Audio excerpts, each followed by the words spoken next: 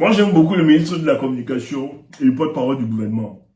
Le ministre René Emmanuel Sadi. En fait, je l'aime beaucoup parce que tu as l'impression que le tribunal de sa conscience, tu vois, et sa profession sont dans un dualisme perpétuel. C'est-à-dire, sa conscience veut parler, mais sa profession l'impose un certain droit de réserve. Donc, le gars ne sait pas. Parce que quand je lis ses écrits ou bien ses sorties, je sens que le ministre est embarrassé dans sa posture. En fait, on lui demande de protéger un mensonge. Donc, son être tout entier est en désaccord avec ce mensonge-là.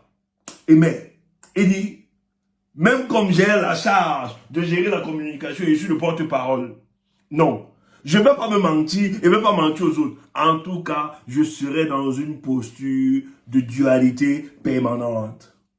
Écoutez donc le ministre. Qu'est-ce que le ministre dit? Ah, moi je l'aime beaucoup. Communiqué du gouvernement au sujet de la délégation de Jeune Afrique sur un prétendu séjour médical du président de la République en Suisse.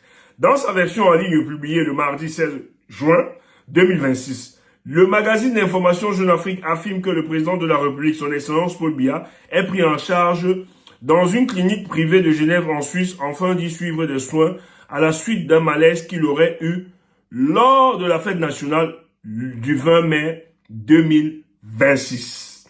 Le gouvernement de la République s'inscrit en faux contre cette affirmation qui procède manifestement de conjectures malveillantes et infondées, lesquelles par ailleurs portent gravement atteinte aux principes élémentaires du journalisme professionnel.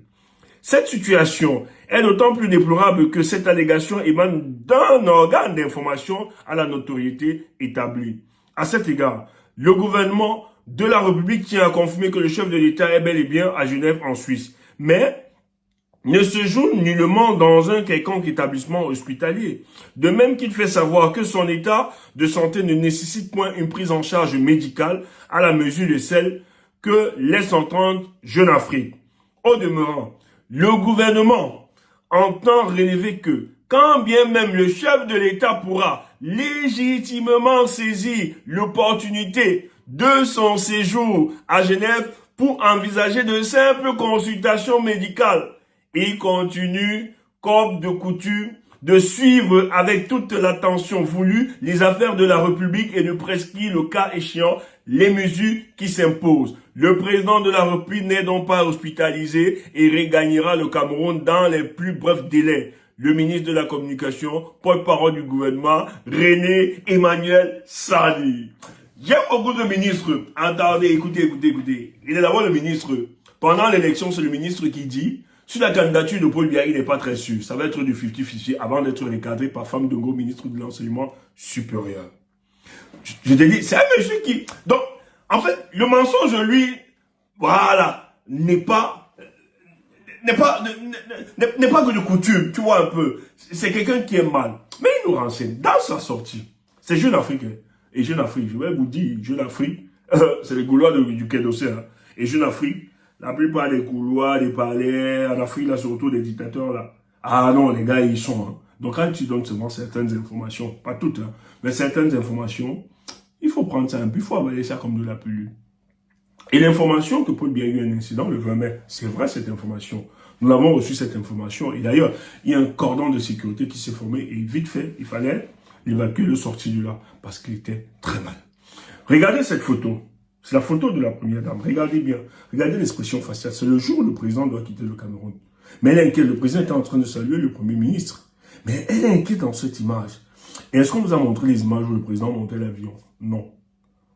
Le président est mal. Notre président est malade. Mais on cache. On fait tout un flot tout autour. Et vous allez donc remarquer que même les convives qui viennent dans la présidence de la République, on est interdit de prendre des photos ou bien des images. D'ailleurs, on interdit même des téléphones portables. C'est parce qu'on cache un secret au peuple camerounais.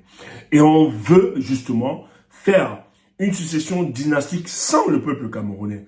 On veut briser les principes démocratiques de notre pays, alors qu'on sait très bien que le seul président actuellement élu du peuple camerounais, c'est celui du 12 octobre 2025 qui s'appelle le président Issa Tiroma Bakary, qui se bat pour sa victoire. Mais aujourd'hui, le Cameroun est géré par un gangster, aujourd'hui, le Cameroun est géré par un groupe de gangsters. C'est-à-dire, nous sommes dans un gantérisme d'État aujourd'hui. On ne sait qui fait quoi. Et les Camerounais sont devenus des propres clandestins dans leur propre pays. On ne sait plus qui mène le bateau. On ne sait plus où se trouve le président de la République. Aucune information ne filtre. Même son état, etc. On ne renseigne pas.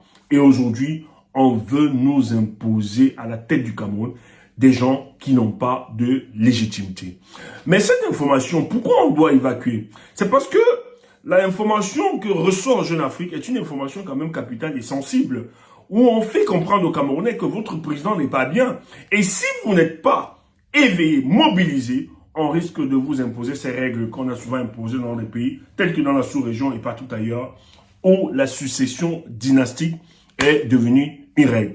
Nous devons donc imposer l'exception à cette règle-là, c'est-à-dire bloquer la voie à une succession qui n'est pas démocratique. Et d'ailleurs, ça s'est fait le 12 octobre, c'est le président Issa Tiouma. Donc nous devons nous battre parce que nous, en tant que peuple, conquérant, guerrier et résilient, nous devons empêcher ces gens de nous imposer leur volonté. Le Cameroun est le patrimoine de tous les Camerounais.